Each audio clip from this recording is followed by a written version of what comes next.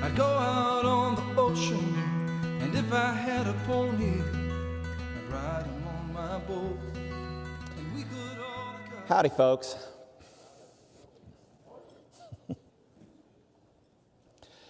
So about 3 years ago, I set out to build a sailboat. Sailing was my passion, it was my hobby, and I thought, geez, how tough could this be? Of course, I'd never done this before. So, of course, to do this, step one, you need to get yourself a plan. So I went out on the internet, found myself a nice plan. It even came with a DVD. That's right, I was set. This was going to be easy. So you get yourself a plan. The next thing you need, well, see, I didn't have any power tools, nothing. So I ran out and got some power tools. This was fun. This was really cool. Oh my God. So we got some power tools. The whole family got into it, and we were set to go. The next step, my brother said, Tom, you should probably read up on this. Okay, because I'd never built a boat before. So I went out and got a few books, read up on the books, and, I was pretty sure as a project manager, this was going to be done in a couple months, no problem. Next step, go out, turn on the power saw, put the 2x4 on it, fire it across the garage, into the garage door. The concussion was heard throughout the neighborhood. That turned out in the future to be the sign that Tom is about to injure himself. This is where I started to learn about first aid. First aid came, and I'm here to say I'm not Tommy Nine Fingers, okay? But it was close, very, very close. So the next step at this point is to go ahead and tell your neighbors, tell your family, tell everyone you know you're almost done. At this point, I was 1 year into this project. But I persevered, I hung in there, kept going, finished the job.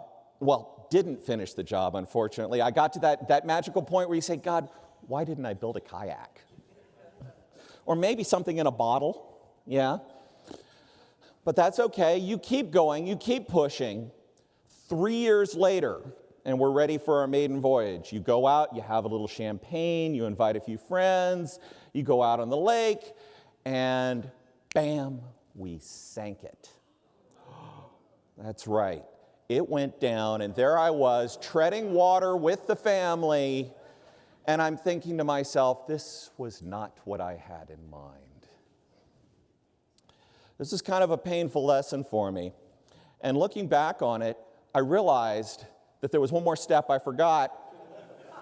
That's right. Get the wife a fur coat, a diamond, anything she wants. Turns out it was a Great Dane. A Great Dane. Oh my God. So now I'm the proud owner of a Great Dane.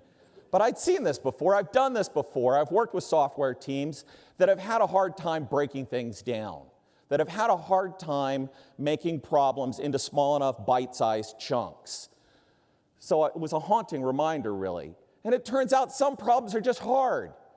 You can't sail half a boat. You got to have the whole thing.